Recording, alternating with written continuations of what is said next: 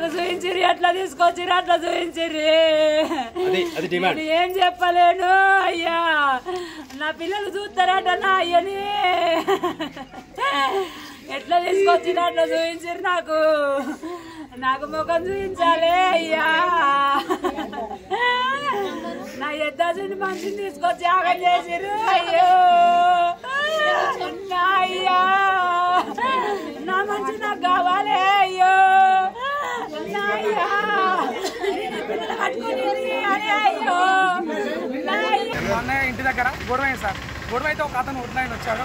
అన్నను కొట్టేసరికి తను ఏం చేసిండు, కొట్టేసరికి కొంచెం చేయి బెండ్ ఉన్నది ఆయన కొట్టలే అని చెప్పి నెట్టేసరికి షటర్ పట్టాడు సార్. షటర్ అయితే కొంచెం క్యాచర్ అయింది చెయ్యి.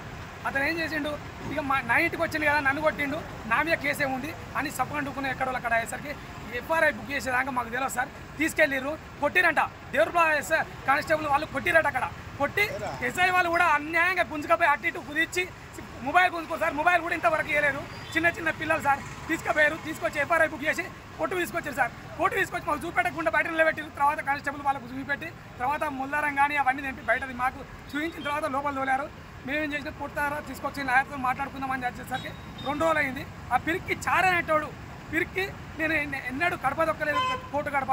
ఏంది నా పిల్లలు ఎటు పోయారు, నా పరిస్థితి ఏంది, చారిగా ఎంత పని చేస్తారో ఫ్రెండ్లీ ఉండవని అంత ఆన్ చేస్తే నన్ను అన్యాయంగా నా పిల్లలకు దూరం చేస్తే అని మా సోపతోటి మా అన్న నిన్న బ్లీచింగ్ పౌడర్ తాగడం జరిగింది సార్. అదే జనగాము ఇక్కడికి వచ్చి కక్కిచ్చాడు సార్. కక్కిచ్చారు. అప్పటికే రక్తం కక్కిండు, బాగా చాలా బ్లడ్ గిట్లా కక్కిండు. నాకు ఫోన్ చేశాడు, జైలు గారు ఫోన్ చేశారు. అప్పటికి మా తమ్ముడు నేను వచ్చాము. వచ్చిన తర్వాత సార్ ఏం చేసిండు, ఎంజీఎం అన్నాడు. హైదరాబాద్ రాస్తుండే వస్తుండే. మరి బ్లీచింగ్ పౌడర్ ఎక్కడ సార్ ఇలా ఉన్నది ఎక్కడ సార్ అంటే టాయిలెట్గా అడిగిచ్చారంట. ఈ సార్లు టాయిలెట్గా అడిగిచ్చి అప్పటికి ఇచ్చేసరికి ఆ టాయిలెట్లో ఆల్రెడీ దాపెట్టుకొని అన్నం తినే టైంకు ఈ పాయిజన్ తీసుకొని ఇక్కడ రావడం జరిగింది. తర్వాత ఎంజీఎం రాస్తే అక్కడ చనిపోయింది సార్. ఇవాటికి 3 days 4 రోజులు సార్. ఇవాటి సార్ ఉదాహరణ రోజులు సార్. తెలుగులో ఫాస్టెస్ట్ న్యూస్ యాప్ ఇప్పుడు కొత్త అవతారంలో 5 సెకండ్లోనే పూర్తి వార్తా సమాచారం మీ చేతిలో.